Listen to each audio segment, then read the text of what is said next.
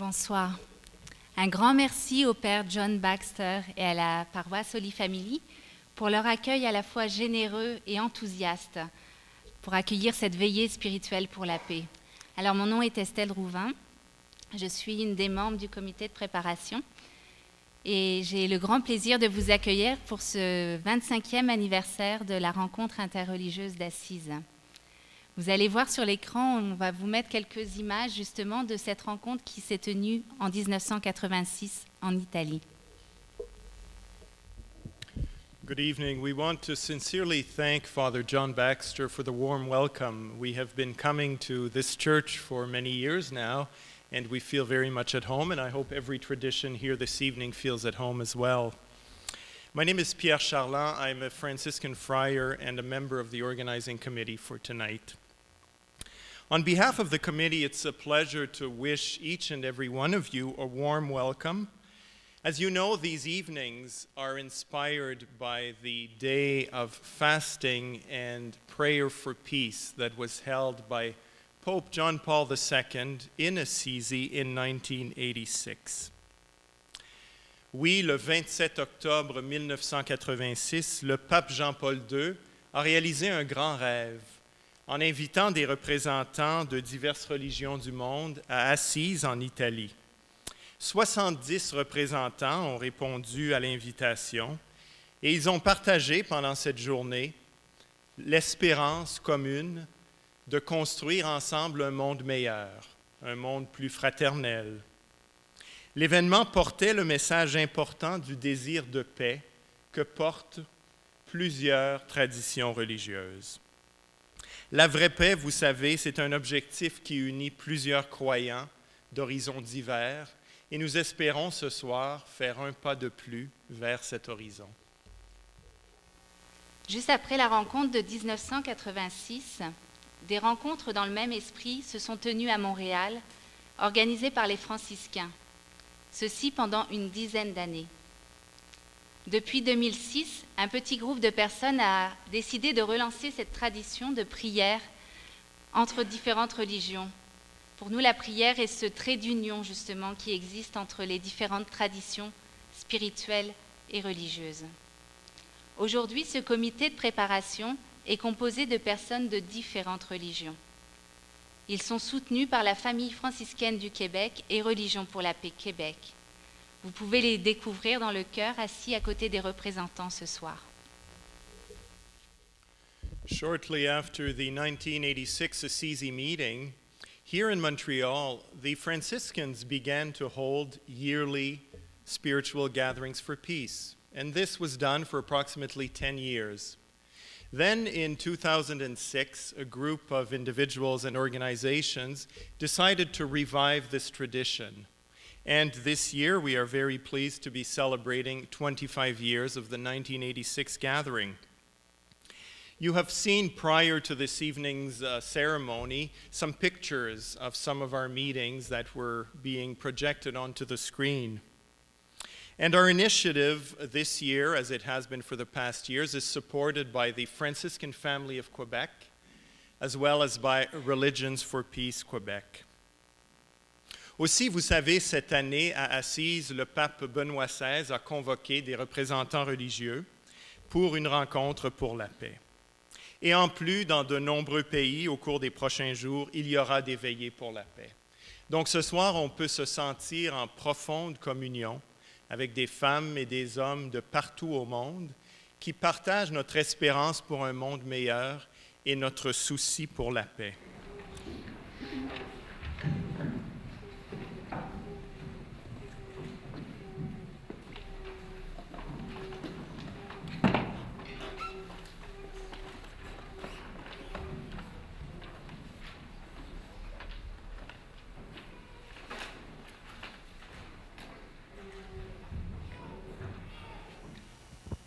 Hello.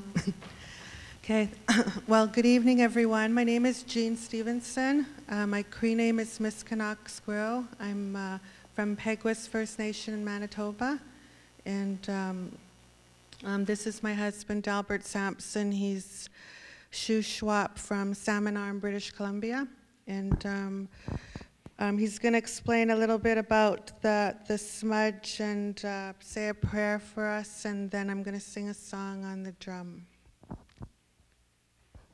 So I say, Wike, I say, Kuksham. I'm just saying good evening and thank you. It's an honor to be here today. And I just want to share the medicines that we use that help us in our life. What they do is they help us to prepare for our prayers. Maybe anything might happen. It can help us with our mental, our emotional, our physical, and our spiritual, because they're so connected. And we always say that our past has shaped us who we are today. And we understand and learn from all the mistakes in our past, and we try to make things in a good way. And so this is what we do, a lot of looking back. So we want to have that respect and that kindness. They say we're all human beings. On my back is 4 colors of ribbons. And this way that I respect all human beings of any color, and we're all created equal. And we all understand our mental and our emotional, our physical and spiritual.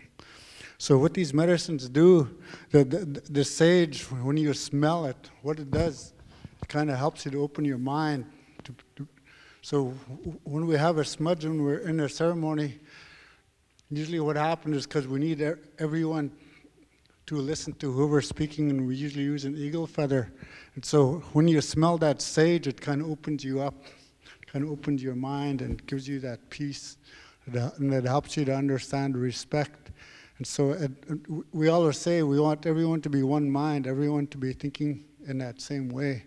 And so what these medicines do, that cedar, it'll chase away any kind of negative influences that might be coming around.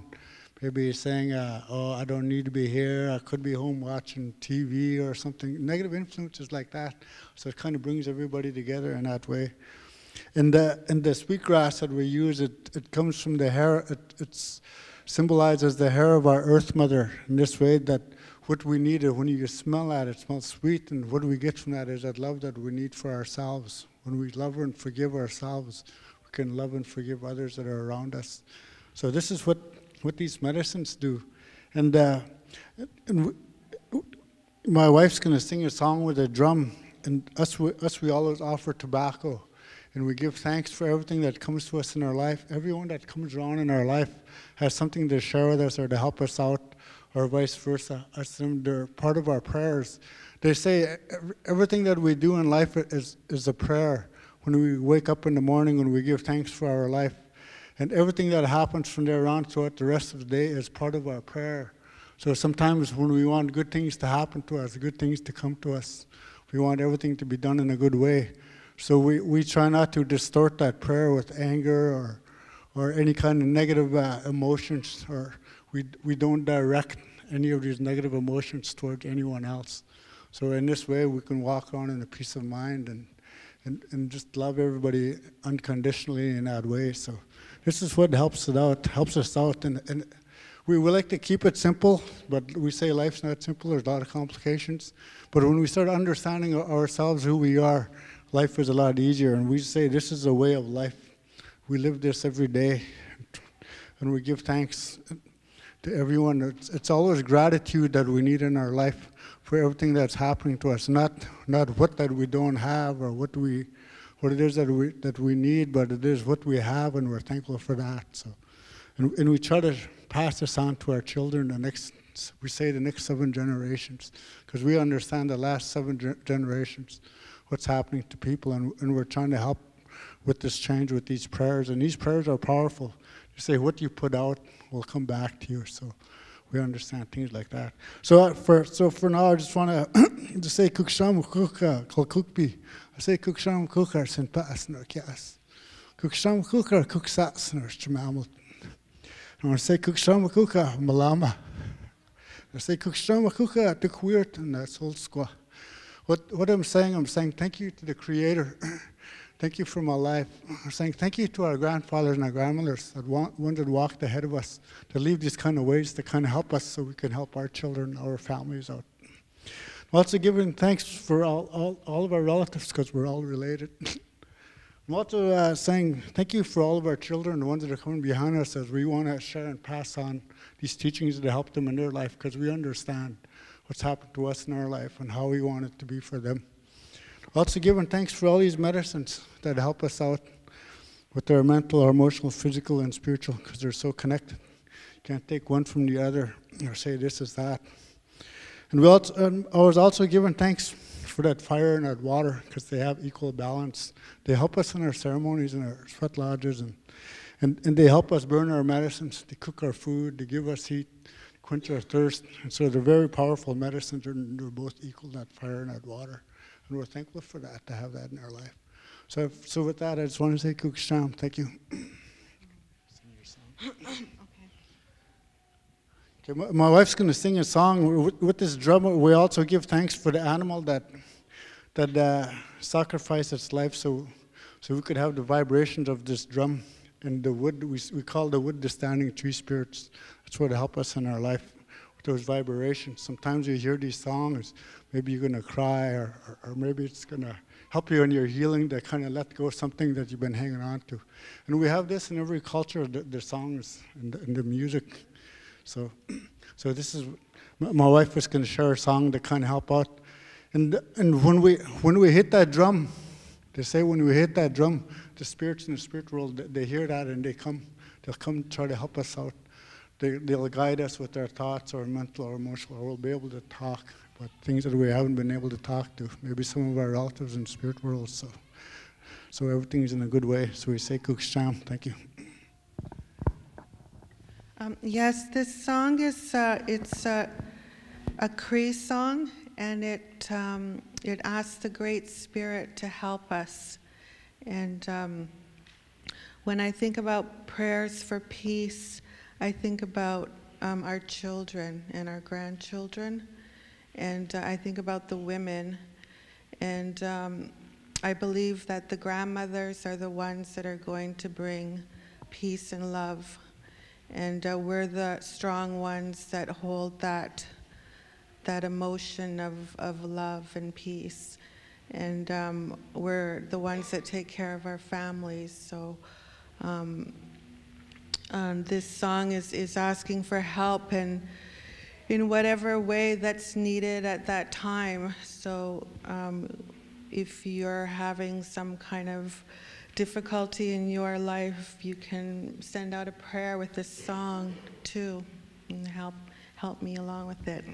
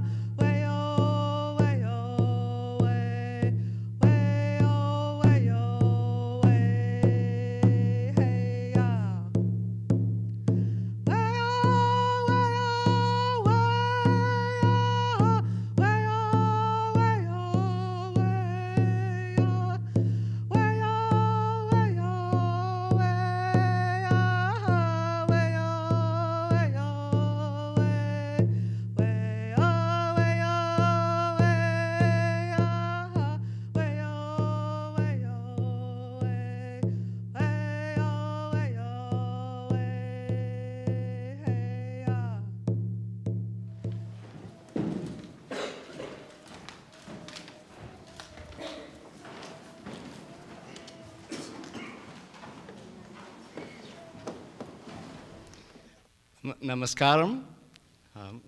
Bonsoir. Good evening. It is with great pleasure that we at the Shivananda Center here in Montreal have been invited for the first time to represent Hinduism. My name is Shanti Das, and it is a great pleasure to have a few minutes to talk to you about not only our tradition, but our method. Donc ça donne un grand plaisir, quelques minutes, pour vous parler un petit peu là, de notre chemin, ou notre acheminement. So, very quickly, the story of our organization, that Swami Shivananda, a great master himself, born in 1887 in Tamil Nadu, modern state of Tamil Nadu in South India, was a medical doctor and renounced the world and became a monk in the city of yogis. C'est nommé Rishikesh, c'est au pied des Himalayas au nord de l'Inde. Donc c'est vraiment la ville des yogis. Donc le maître Swami Shivananda est allé, puis est devenu moine, puis il a commencé une école. So he started a forest academy, the Vedanta Forest Academy, in the 40s, in the 30s, and then later the university started in the 40s in Rishikesh. So he never left India, but it drew in people from all over the world, this great master. Donc pour le moment, maintenant, quand on regarde Swami Shivananda, le grand maître, on voit un homme traditionnel indien, était un moine d'une autre caste, puis il enseignait d'une façon traditionnelle. But at the same time, with a little bit of knowledge, we can look back and see how Swami Shivananda was actually a great radical in many ways. India at the time had been going through a great deal of changes in certainly the early part of the 20th century. And Swami Shivananda certainly was wrapped up in a lot of this. So he may have worn the garb of a traditional monk and was a member of the order of Shankaracharya. He, however, then decided now to give sannyas, to give the initiation into monkhood to foreigners and to women, which is a very, very radical thing at that time, which now we somewhat take for granted that anyone can become a monk of those orders. So he had like I said, never left India, but he had many very famous students. Et c'est vraiment ces étudiants qui apportaient la parole et le message de Swami Shivananda partout dans le monde. En fait, il y a plusieurs étudiants partout, mais celle qui est venue ici au Canada, il s'appelle Swami Vishnu Devananda. He's also known as the Flying Swami. So he's actually something that we should be proud of as Canadians and as Quebecers, that it was in fact here in Montreal that all this started, that many people don't know. Donc en fait, notre centre de yoga, c'était fondé par Swami Vishnu Devananda. Ça fait 52 ans. En 2009, on a fêté le 50e anniversaire. C'est encore le même édifice sur le boulevard Saint-Laurent. So it was definitely the first in Quebec, first yoga center, amongst the first in Canada, and amongst also the first in North America. Right, so the method of yoga was brought here by Swami Vishnu for the express purpose of making people's lives that much better. Right, so we see, as one of the most famous Hindus had said, be the change that you want to be in the world. Donc, yoga, c'est vraiment un chemin personnel. So it's really about personal evolution. So we see if we can find peace within ourselves, we can then, only then, help our neighbors, our community, and the world at large to also acquire that peace. We can't help anybody to find peace if we don't have our own. So the method by which Swami Shivananda chose is certainly through yoga, but a combination of yoga. Donc lui, traditionnellement, il y a quatre branches de yoga, so 4 main branches, et dépendant de votre personnalité et votre caractère, on peut choisir un chemin. Mais Swami Shivananda, qu'est-ce qui est intéressant, qui est appelé la synthèse du yoga. So he invented the synthesis of yoga. So he basically encouraged you to practice all 4 methods. Donc ceux qui veulent travailler, qui aiment travailler avec leur corps, ils travaillent fort. It's karma yoga for selfless service. Bhakti yoga, many of you are already familiar with and practicing many of these different yogas. Bhakti yoga, c'est la dévotion. C'est vraiment la dévotion vers le Seigneur. Ensuite, la prochaine, ça va être le jnana yoga, c'est la connaissance. So the pursuit of God through understanding and through learning, through study. And the final one is conquest of the mind, Raja Yoga, the royal path. So Swami Shivananda's main contribution is in bringing yoga throughout the world to help people to improve their lives through these methods that have been brought together to practice in a more holistic sense. Puis c'est vraiment cette façon qu'on peut porter partout vraiment dans le monde. Puis Swami Vishnu ici à Montréal, il a commencé le centre de yoga Shivananda et l'organisation, puis aussi l'ashram qui est juste 1 heure au nord de Montréal, à Val-Morin. The worldwide headquarters in Val-Morin, a beautiful retreat in Val-Morin, Quebec, 1 hour north, which is again a place that people come from all faiths to practice yoga in a very, very holistic fashion for our improved lives. So one of the messages that Swami Vishnudevananda always said is that you don't need to be a Hindu to practice yoga. Yoga is really India's gift to the world and to humanity. So we see that represented well on the side wall here, that Swami Vishnu said the exact same thing. If you are a Hindu, be a better Hindu. If you're a Muslim, be a better Muslim. If you're a Jew, be a better Jew. And yoga can help us to do those things, right?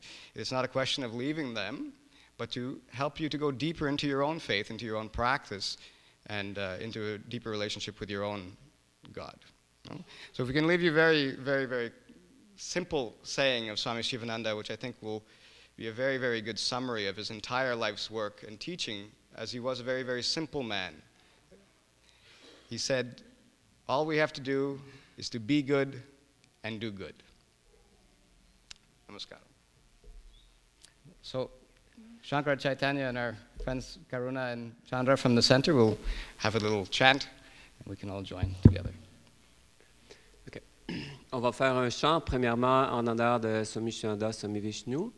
Et après, qu'est-ce qui serait intéressant, c'est qu'on chanterait tous ensemble. Alors, j'avais pensé à trouver un chant qui serait assez facile pour que tout le monde puisse le chanter. Finalement, il y a différents mantras, ça peut être assez compliqué. Finalement, il y a un mot qu'on appelle Om. Om, c'est le son universel, c'est l'énergie universelle, c'est comme l'infini, si vous voulez. C'est l'absolu. Alors, tout le monde peut chanter Om, pas besoin d'être... c'est universel, quelle que soit votre confessionnalité. Alors, on va commencer avec le chant, puis après ça, le chant dévotionnel en groupe, et puis ensuite, si vous voulez vous joindre pour chanter le Om tous ensemble. Et puis le Om, l'idée du chant du Om, c'est que l'énergie générée par le groupe va bénéficier à chacun des individus. Alors,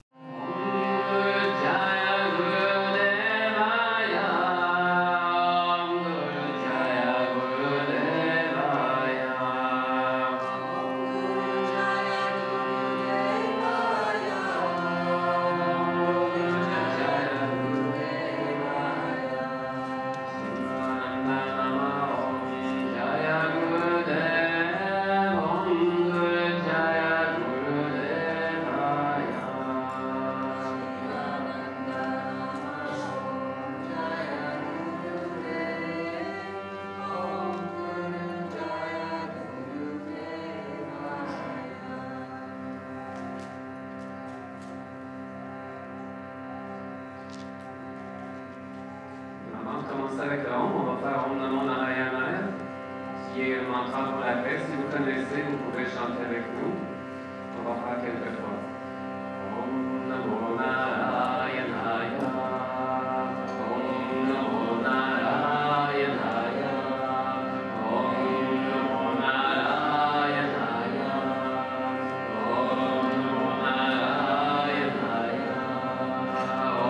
Namo Narayana.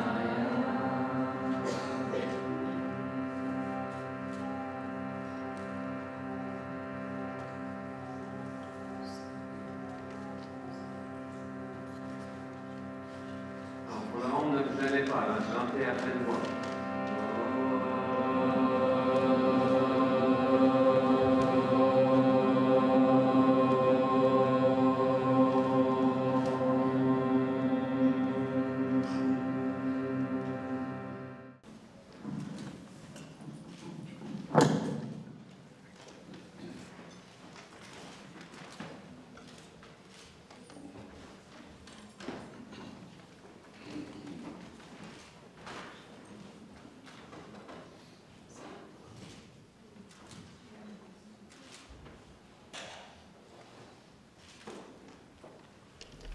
Monsieur Udam, bonsoir.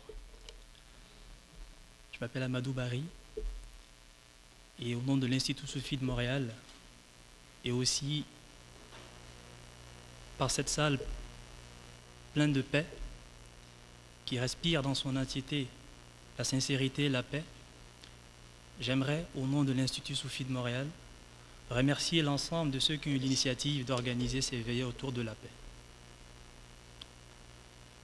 Car si la paix aujourd'hui s'avère comme une préoccupation unanime qui concerne l'ensemble de l'humanité, et plus précisément ici l'ensemble des traditions, pour le soufisme qui se veut essentiellement comme la dimension spirituelle de l'islam, c'est-à-dire l'école de pédagogie qui invite l'individu à se révéler à la dimension spirituelle, à s'éveiller à la conscience qu'il est un individu qui peut transcender la réalité naturelle vers une dimension plus divine, j'aimerais dire ici ce soir que la paix que tous aspirent aujourd'hui, la paix avec l'autre, notre voisin, notre concitoyen, et notre peuple, la paix est le but par excellence du soufisme. Si pour nous aujourd'hui il s'agit de veiller à la paix, le soufisme quant à lui consiste à éveiller le cœur à cette dimension justement de l'individu qui est la paix. Car le défi de soufisme, de cette dimension spirituelle de l'islam, de cette mystique musulmane, c'est de montrer que la paix vers l'autre, dans le rapport que l'individu entretient avec son homologue, l'autre, consiste tout d'abord à une paix avec soi-même. Autrement dit, la paix avec soi-même est une propédeutique vers la paix avec l'autre. C'est lorsque je suis en paix avec moi-même, dans mon intimité, que j'entretiens la paix avec un autre. C'est en cela que le soufisme invite l'individu à un travail sur soi à travers des instruments de méditation, de purification, de sorte à révéler cette dimension de lui qui est la paix. Car il ne s'agit pas d'instaurer la paix, mais d'être cette paix que l'on veut instaurer. À travers la purification, une espèce de catharsis de soi qui consiste à se débarrasser des élans naturels de l'individu, le soufisme nous invite à une méditation, à une contemplation, qu'au-delà des manifestations diverses que nous sommes, la couleur de peau, des langues, des cultures, des traditions et des civilisations, nous sommes tous dans la source unique.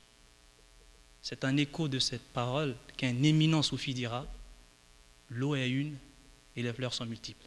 C'est-à-dire qu'au-delà de la diversité, nous sommes tous quelque chose d'unique. Il ne s'agit pas de nier la multiplicité, mais de savoir que dans ces manifestations universelles, l'individu, l'homme, est un. Et toute la mystique musulmane, le travail de purification de la spiritualité, consiste à nous réveiller à cette dimension ultime de soi-même. C'est pourquoi pour les soufis, cet éveil en soi, veiller à la paix, c'est veiller à cette paix du cœur. Éveiller le cœur à cette paix que l'individu est lui-même. Et donc de voir la présence divine partout, parce que l'autre, la création, est l'épiphanie ultime de la divinité. Dans toute chose, dans un tambour, dans un accordé, c'est lui qui se révèle. À travers les chants, à travers le propos, à travers un tonnerre, à travers du vent, il n'y a que la révélation divine. Et tout le travail mystique, justement, le travail de la spiritualité, ne consiste qu'à éveiller le cœur de l'individu à cette dimension divine. Et pour les soufis, messieurs et dames, si aujourd'hui il s'agit de veiller à la paix, comme disais-je au début, ne consiste pas seulement à s'instaurer au travers des lois juridiques, même si ceci est important, mais cette paix aussi se chante. Elle se dit, on propose une hymne à la paix, elle se contemple, elle s'écoute, elle se médite. C'est pourquoi aujourd'hui j'aimerais vous inviter, à travers les chanteurs de l'Institut Soufi, à écouter cette présence divine à travers les chants, cette manifestation de la présence divine à laquelle le soufi ou l'individu doit éveiller son cœur pour que s'éveille en lui la dimension spirituelle.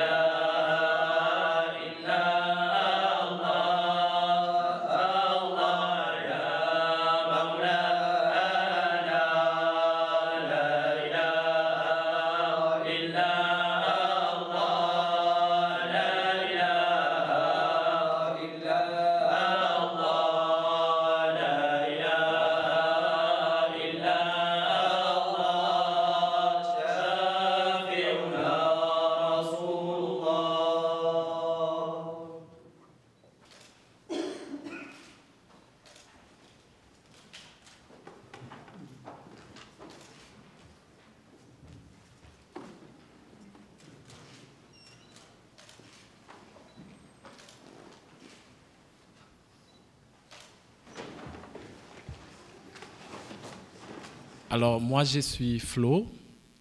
Je suis l'un des responsables du groupe Point d'Orgue que vous allez découvrir tantôt. Aujourd'hui, il nous est donné une grâce très énorme de représenter le chrétien aujourd'hui au Canada, particulièrement à Montréal. C'est quelque chose de grand pour nous aujourd'hui.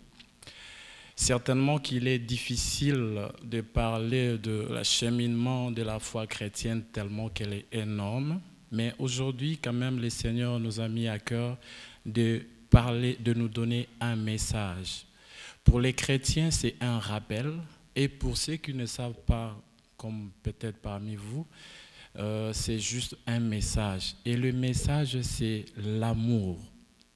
Parce que, d'abord, avant d'aller plus loin dans mon intervention, je dirais encore merci aux organisateurs de nous avoir invités à cette soirée.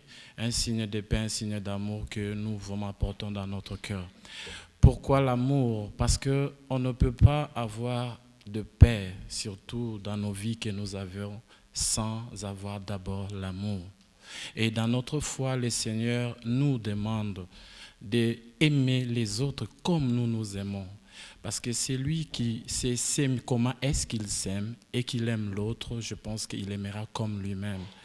Aujourd'hui, dans l'univers, si nous voyons, il y a tant de guerres, tant de viols. Je ne peux pas vous dire, dans mon pays, je suis de la République démocratique du Congo, il y a tant de viols, il y a tant de morts, il y a tant de peines. C'est juste parce que ces gouvernants, ces hommes n'ont pas l'amour. Mais quand on dit l'amour, c'est au vrai sens des mots, le vrai amour. L'amour qui supporte tout, l'amour qui ne jalouse pas, l'amour qui pardonne, l'amour qui est compatissant. L'amour que tu portes pour ton frère, comment est-ce que tu aimerais que toi tu sois, souhaite-le pour l'autre. Et cet amour-là, c'est le partage de notre foi chaque jour.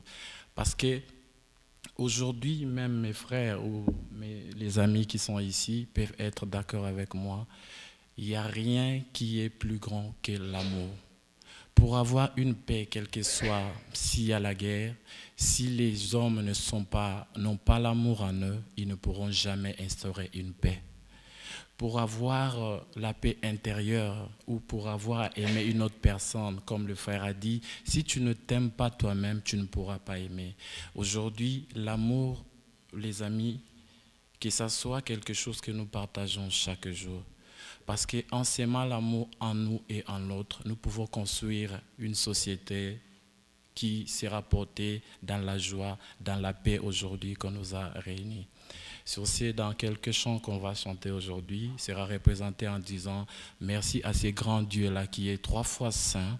C'est lui qui nous donne l'amour, afin que demain nous puissions espérer dans des choses peut-être qu'on ne voit pas. Laissez que l'amour vous soit porté chaque jour dans votre vie et faites de l'autre l'amour, que vous soyez une espérance pour l'autre, que votre amour soit une joie pour l'autre, afin que ce monde-ci soit un monde béni et un monde de joie. Merci encore. Vienne la paix sur notre terre, la paix de Dieu pour les nations. Vienne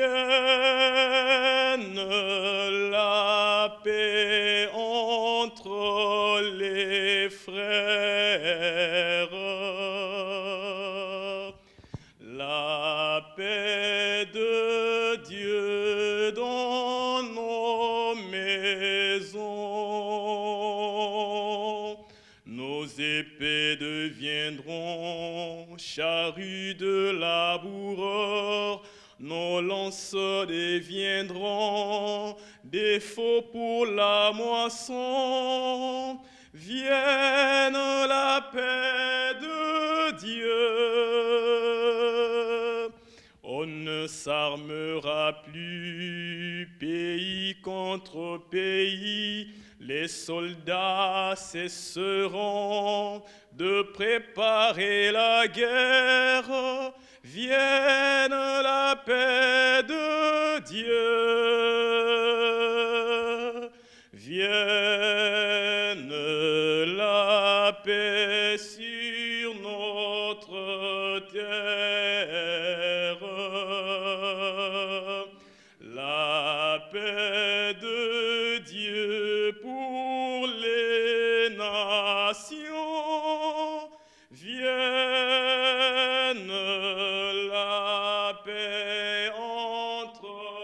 les frères. La paix de Dieu dans nos maisons.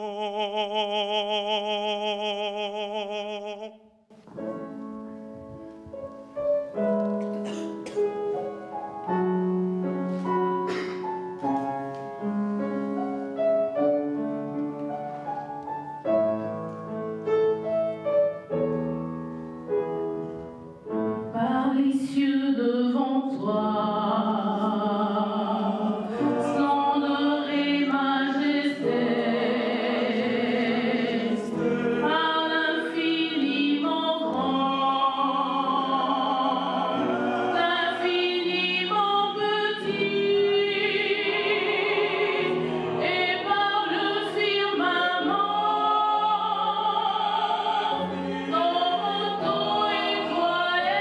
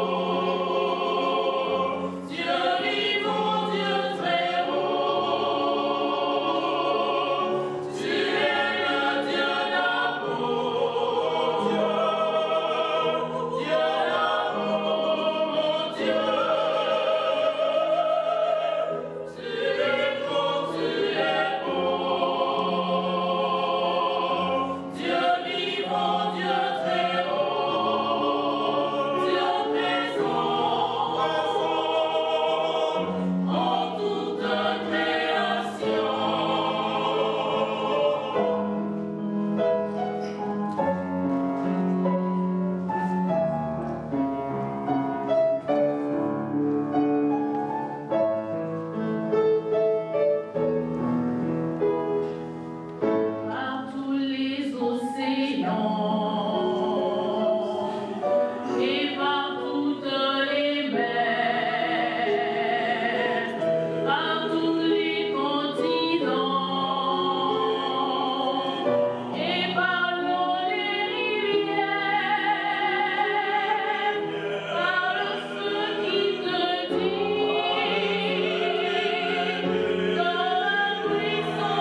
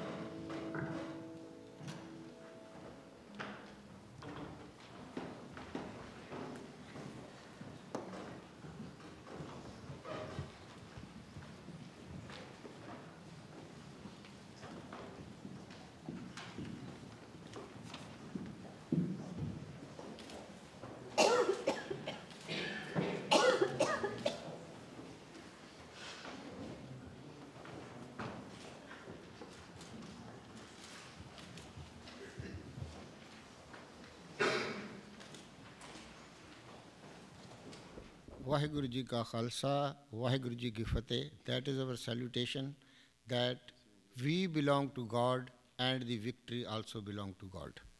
So this is our salutation.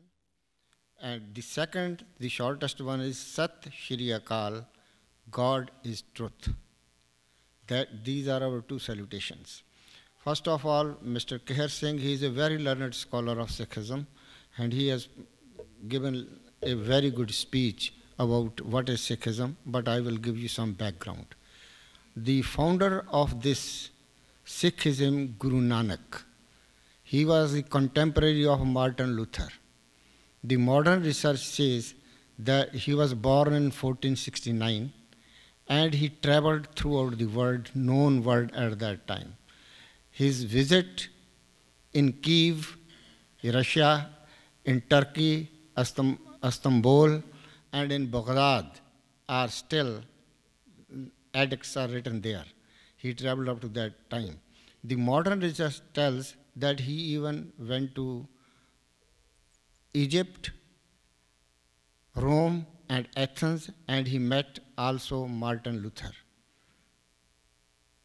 So that is his, and he was the contemporary of Martin Luther and Machiavelli, all those, in that period from 1469 to 1539. That was his period. What he did, what we are doing today, now, sitting here, that is what he did. In those days, Muslims, Hindus, Buddhism, they used to fight with each other. He said, no fight. Come on, let us sit together at one place as we are sitting today. So he founded multi-religious society. Those who, if you are a good Muslim, if you are a Muslim, be a good Muslim and do not hate other religion. If you are a Hindu, be a good Hindu, do not hate Christianity or others. If you are a Christian, be a good Christian, do not hate Jews and others. That was his message. And those who accepted that message, they become his students. And which is in our language, student is Sikh. Sikh means student. So all those, so we are a student of truth, we are a student of Christianity, we are a student of Judaism. So if you are a good Christian, good Muslim, good Hindu, good Buddhism, and do not hate others, you can sit together like this, so you are a Sikh. In my opinion, in our opinion, all of you are Sikh and you belong to our religion. That is our religion. So this is what he taught. And our Hindu brethren were chanting that Omkar. He put one before it, what Sardar Kher Singh said, one. Said, one God, one creation. So the Sikh prayer, the student's prayer, your prayer starts with digit 1.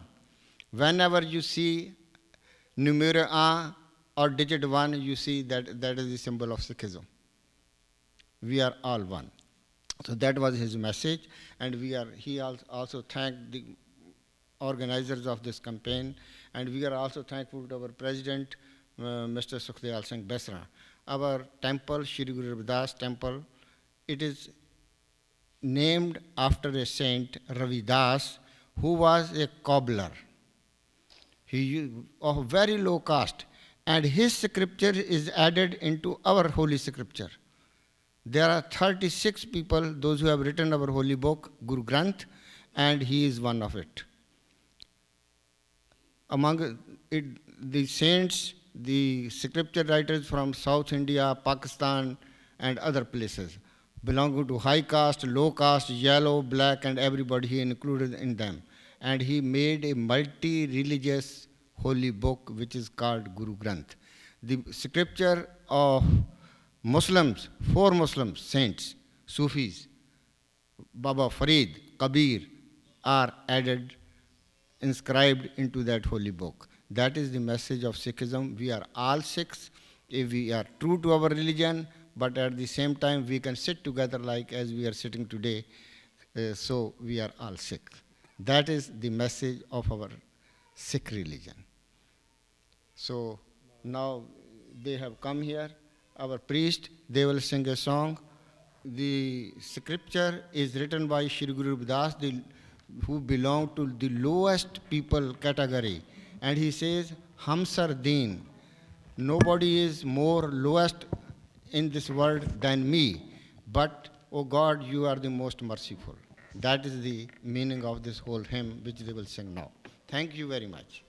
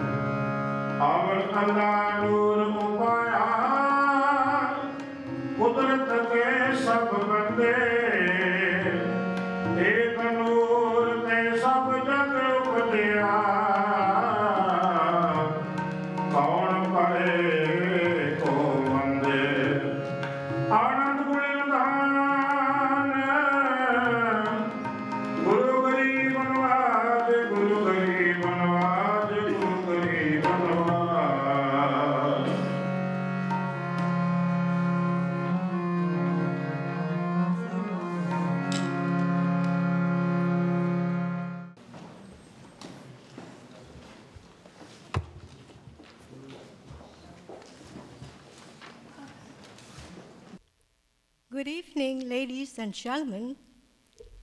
Bonsoir, mesdames et messieurs. Nam mô Bổn Sư Thích Ca Mâu Ni Phật. My name is Lan. My Dharma name is Yu Khai. I have a great opportunity to come here to represent one of the members, Buddhist member of the Thiền Tông Pagoda located on Alma Street. Je suis très heureux pour présenter aujourd'hui pour vous introduire le temple pagode Thiền Tông situé sur la rue Anma. Bonjour madame, monsieur, je vous présente vénérable Thích Viên Diệu. Et puis, ce sont des mains de pagode Thiền Tông. They are and are, the rest of them are the Buddhist nuns of the Thiền Tông temple. It's a tradition. I'm just a little member of the Buddhist society. I have a great opportunity to come here today to tell you, to explain to you a little bit about the Buddhism. As you know, our master, Buddha, we call Buddha Phật. That means represent for Sakyamuni. He's the master of the Buddhism. From him, we have a Dharma, is the Buddhism theory.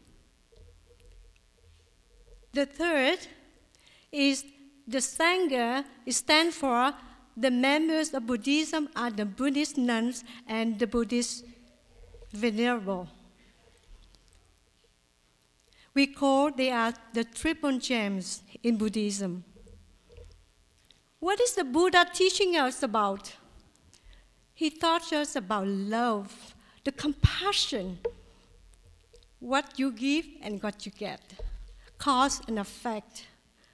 If you plant the trees, you want the trees to be beautiful, you have to fertilize every day. And what you fertilize is your good deeds every day towards everybody.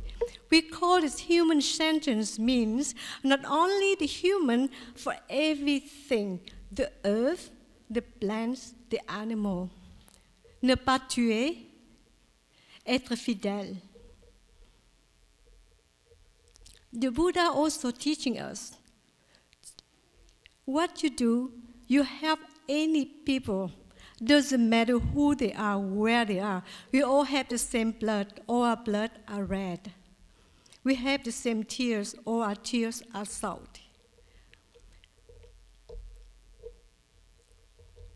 Le Bouddha qui nous enseigne ce que il faut que vous êtes fidèles, aimez tout le monde comme vous-même. Et les autres, le Bouddha qui me enseigne ce que vous faites, ce que vous avez gagné. Ce que vous faites, aujourd'hui, vous allez reçu ce que vous avez eu. Buddha teachings is very broad. I cannot explain to you a lot because I'm just a little member of the society. But what I learned, the Buddha taught us about the greed, hatred, and delusion. Everything came from our thought, our mouth, and our mind. What you did is what we get. Thank you for listening. And today we will pray. Alavosikastavā is the praying for the peace of the world, for everybody, for the whole world. Thank you for listening. Merci. Bye.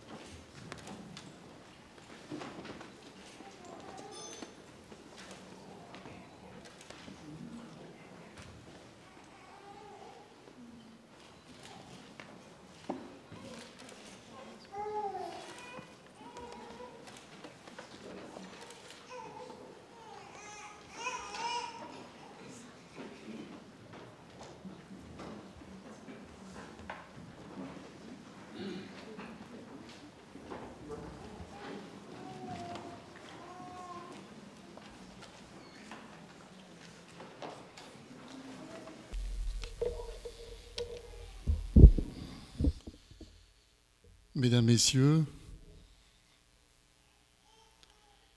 mes collègues et amis de toutes les sensibilités religieuses, tout d'abord merci aux organisatrices et aux organisateurs pour nous réunir ce soir et réunir toutes les sensibilités religieuses. J'ai envie de dire, c'est le message lui-même d'espérance que si nous sommes convaincus que les religions véhiculent les valeurs humaines, et la preuve en est ce soir, et que par leur biais, le shalom, la paix, viendra sur terre, eh bien en soi, c'est déjà une réussite que de nous avoir réunis ce soir. Merci encore. Le judaïsme n'existe pas depuis Moïse, vous le savez. Abraham non plus. On peut dire qu'il a commencé avec Adam, le premier homme dont la Bible parle. Adam et Ève. Adam et Ève étaient monothéistes. Noé était monothéiste. Bien sûr, Abraham, j'en parlerai dans un instant. Isaac, Jacob. Jusqu'à ce niveau-là, la notion de juif n'existe pas encore. C'est une famille de Chaldées, à Ur, en Chaldée. C'est le nord de l'Irak et de l'Iran actuel, qu'a démarré une école, l'école du monothéisme qui croit en un seul Dieu unique, créateur du monde et de l'humanité. À partir de là, on a un seul Père, c'est évident, Adam, notre Père biologique. On a une maman, une seule, la maman de toute l'humanité, Ève, Adam et Hava en hébreu. On a un seul créateur pour tous les êtres humains, Hachem, Dieu, l'Éternel. À partir de là, cette langue hébraïque qui a été transmise de génération en génération est arrivée jusqu'à Abraham, qui parlait l'hébreu, Abraham l'hébreu, Abraham à ivri.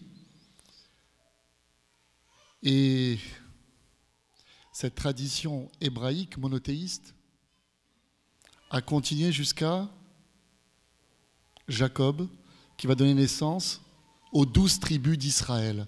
À partir de là commence l'histoire d'Israël. Ce peuple qui, comme vous le savez, je vous fais une histoire très courte, je dois résumer sur un pied 4500 ans d'histoire, arrive en Égypte, maltraité par les pharaons. Il y a des écrits, il y a des traces, les religions en parlent, aussi bien l'islam que le christianisme. Et ce peuple sort d'Égypte, arrive au mont Sinaï et il reçoit le livre qu'on appelle la Bible. Ce livre, vous le savez, a été traduit dans toutes les langues du monde. publié en des millions et des millions et des millions d'exemplaires. C'est le livre le plus vendu. C'est pas moi qui le dis, ce sont les chiffres qui le disent. Et dans ce livre, qu'est-ce qui est écrit? Mettez-vous à ma place, comment je vais vous résumer la Bible sur un pied? Ben, je vais tenter ce défi. Je vais tenter ce défi. Si je vous dis tu aimeras ton prochain comme toi-même, Lévitique, 3e livre de la Bible, je vous aurais encore rien dit. Parce que pour nous, maîtres d'Israël, aimer l'autre, ça ne veut rien dire. Je vais dire mieux encore, c'est impossible. Il est impossible, vous allez repartir ce soir surpris, il est impossible d'aimer l'autre comme soi-même. Si on pose la question à chacun de vous, qui aimez-vous le plus sur terre? Vous allez répondre si vous êtes franc, et je suis sûr que vous l'êtes. Je m'aime moi. J'aime moi. Moi-même. Aimer l'autre comme soi-même, c'est impossible. Et pourtant, Dieu le demande. Tu aimeras ton prochain comme toi-même. Chapitre 11, dans le Lévitique, verset 18. Vous pouvez ouvrir la Bible. Alors, comment Dieu peut me demander quelque chose qui est impossible? Une bonne question. La réponse dans le Talmud, par les maîtres d'Israël, ne fais pas à l'autre ce que tu ne veux pas qu'on te fasse. Ça, c'est possible. Nous savons tous ce que nous ne voulons pas qu'on nous fasse. C'est exactement ce qui t'est demandé. À partir de là, je peux aspirer à cet idéal d'aimer l'autre comme soi-même. Qui c'est qui a commencé à faire école? C'était pas Adam, c'était pas Noé, c'était Abraham. Abraham, le père de toutes les religions, le père de tous les monothéismes. Le monothéisme est d'abord un humanisme. Vous lisez dans l'histoire d'Abraham quasiment aucun credo théologique. Les valeurs religieuses sont d'abord et avant tout l'expression d'un comportement, je dirais, la science du comportement. Tout à l'heure, je disais aimer, ça ne veut rien dire. Ne pas faire à l'autre ce qu'on ne veut pas qu'on nous fasse, ça veut dire. Abraham a été le premier qui a fait école et qui a enseigné que le monothéisme, c'est pas croire en un Dieu. Ça, c'est évident. N'importe qui ouvre les yeux, il comprend que le monde a été créé. Il y a un rabbin qui disait, si je t'amène une lettre avec un sujet, un verbe et un complément, une lettre magnifiquement écrite, et que je te disais que cette lettre a été écrite par elle-même, d'elle-même, par le fait du hasard. Le plumier se trouve à côté, la plume est rentrée dans le plumier, et puis elle s'est mise à écrire tout seule. Je mérite d'appeler 911, le SOS. Comment peux-tu croire que ce monde extraordinairement génial a pu être le fait du hasard? Selon les maîtres du chassidisme, tout ce que je vois autour de moi est l'expression de Dieu. À plus forte raison, l'être humain qui a été créé à l'image de Dieu. Ki betselem Elohim bara et Adam. Car l'homme a été créé à l'image de Dieu. Quand tu cries sur quelqu'un, tu cries sur Dieu. Quand tu lèves la main sur quelqu'un, tu la lèves sur Dieu. Quand tu médis sur quelqu'un, tu médis sur Dieu.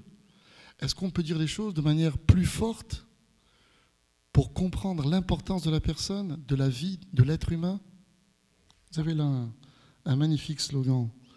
Whoever saves one life, save the world entire. Talmud. Celui qui sauve une vie sauve un monde entier. Le judaïsme est la civilisation de la vie. Pour nous, il n'y a rien qui puisse dépasser la vie. Aucun enseignement religieux, c'est évident pour nous, j'ai envie de dire c'est une vérité de la palisse, peut venir compromettre la vie. C'est impossible. Fermer les yeux d'une personne agonisante, ne serait-ce qu'une seconde avant qu'elle rende l'âme, on est traité par le Talmud d'assassin. Nous, Israël, c'est un secret pour personne, avons traversé une histoire turbulente de souffrance, de malheur, d'exil, portant avec nous ce qui faisait notre pérennité, ce qui a fait notre pérennité, notre Bible, notre Torah. Et surtout, au travers de cette Bible, de cette Torah, les valeurs humaines. Et en dépit de toute cette histoire turbulente, en dépit de toute cette histoire violente, terrible, nous continuons à croire en l'homme capable d'installer la paix sur terre. La valeur de la paix n'est pas une valeur divine, elle est une valeur humaine. La paix, on ne peut pas dire qu'elle va jaillir comme cela, qu'elle va naître subitement. C'est un exercice. Un cessez-le-feu n'est pas la paix. La paix, il faut entreprendre, il faut agir. Les credos, les belles pensées, les belles idées, c'est très bien.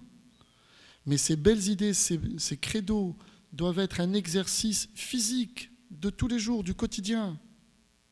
Comme tout à l'heure je disais, aimer l'autre veut dire ne fais pas à l'autre ce que tu ne veux pas qu'on te fasse. C'est bien beau de penser amour. Qui ne pense pas amour? Tout le monde nous pense en amour. Mais il y a eu dans le passé, au nom de l'amour, des meurtres, des crimes. On le sait aujourd'hui. Voilà pourquoi ces valeurs importantes qui relient toutes les sensibilités religieuses doivent être un exercice pratique du quotidien, dans mon travail, dans la relation avec ma femme, dans la relation avec mes enfants, dans la relation avec ma société. Et c'est ainsi et seulement ainsi que le shalom, en hébreu, shalem, perfection, shalom, la paix, que la paix sera sur terre. Et c'est ce que nous ambitionnons, nous, Israël, religion qui se veut universelle, puisqu'à la fin des temps, les nations n'auront plus soif d'eau et les hommes faim de pain, mais ils auront soif et faim de la parole divine, de la connaissance divine, celle qui, elle seule, peut nous apporter la solution à nos problèmes et qui n'est pas une invention de l'homme, mais qui est une révélation au mont Sinaï. Je ferme par où j'ai commencé, une révélation du livre de la Bible aux hommes, à Israël, qui doit transmettre et véhiculer ses valeurs à l'humanité. Merci de m'avoir écouté religieusement. Je vous propose deux chants ce soir. Le premier, c'est une invocation aux anges. D'ailleurs, vous pourrez, si vous le souhaitez, chanter avec moi.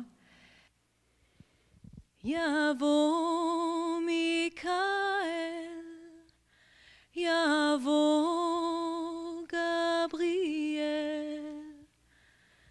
Yavo Uriel, Yavo Raphaël, Shalom Aleichem, Malachei Elyon, Shalom Aleichem, Malachei Elyon, Yavo Mikael, Yavo Gabriel, Yavo Uriel, Yavo Raphaël, Shalom Aleichem, Malachei Elyon, Shalom Aleichem, Malachei Elyon, Yavo Mikael, Yavo Gabriel, Yavo Uriel, Yavo Raphaël, Shalom Aleichem, Malachei Elyon, Shalom Aleichem, Malachei Elyon.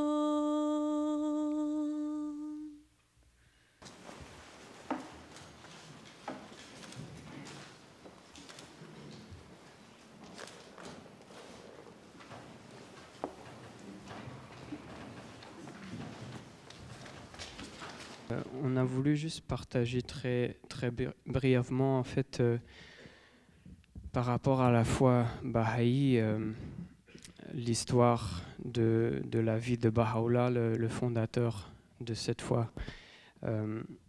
Donc, je vais inviter, premièrement, je vais m'introduire Alden Penner, et c'est James Farr et Jamie Thompson. Je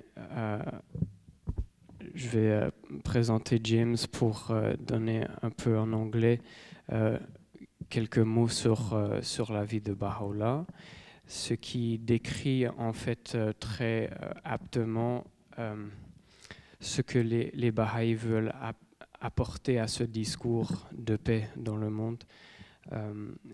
Et après, je vais expliquer la même chose en français. Et après, on va jouer deux chansons qui sont tirées des écrits Baha'i, des textes.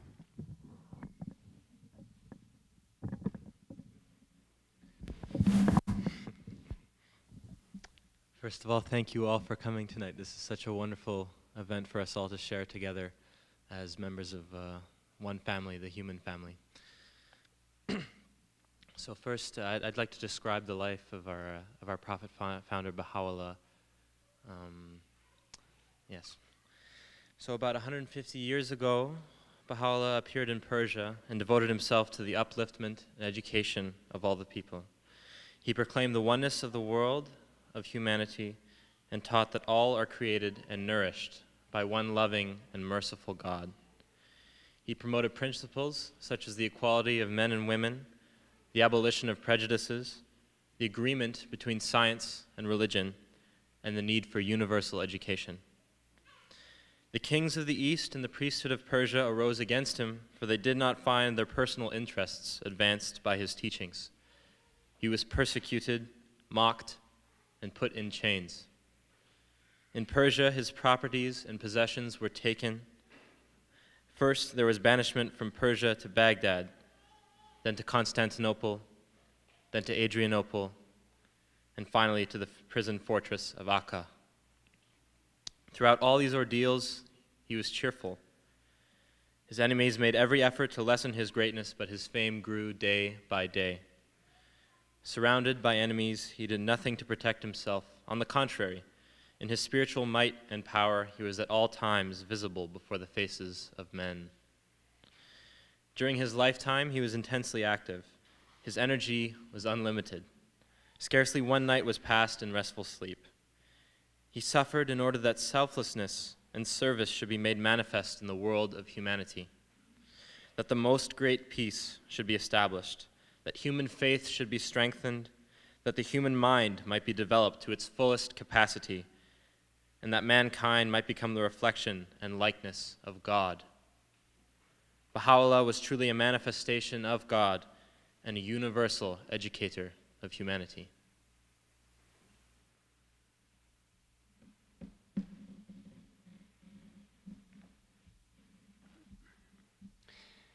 Il y a environ 150 ans, Baha'u'llah apparut en Perse et se consacra à l'élévation et à l'éducation du peuple.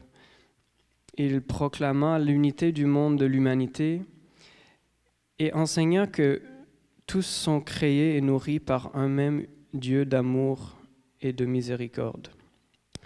Il promut des principes tels que l'égalité des hommes et des femmes, l'abolition des préjugés, l'accord entre la science et la religion et la nécessité de l'éducation universelle. Les rois de l'Orient et le clergé de la Perse se dressèrent contre lui, car leur intérêt personnel ne paraissait pas avantagé par ses enseignements. Il fut persécuté, tourné en dérision et enchaîné. En Perse, ses biens et propriétés furent confisqués. Il fut frappé de bannissement, d'abord de Téhéran à Bagdad, puis à Constantinople, à Adrianople, et enfin à la forteresse-prison de Saint-Jean d'Acre. Face à toutes ces épreuves, Baha'u'llah demeura serein. Ses adversaires firent tout pour minimiser sa grandeur, mais son renom grandissait de jour en jour. Entouré d'ennemis, il ne fit rien pour se protéger. Au contraire, dans sa puissance spirituelle, il était visible à tout moment devant les yeux des hommes. Sa vie durant, Baha'u'llah était intensément actif. Son énergie était inépuisable. Guère une nuit ne fut passée en sommeil reposant. Il accepta de souffrir afin que le dévouement désintéressé et le service puissent se manifester au monde, que la plus grande paix soit établie, que la foi des hommes soit fortifiée, que l'esprit humain puisse se développer jusqu'à sa pleine capacité et que l'homme puisse devenir le reflet de Dieu et son image. En vérité, Baha'u'llah fut une manifestation de Dieu et un éducateur universel de l'humanité.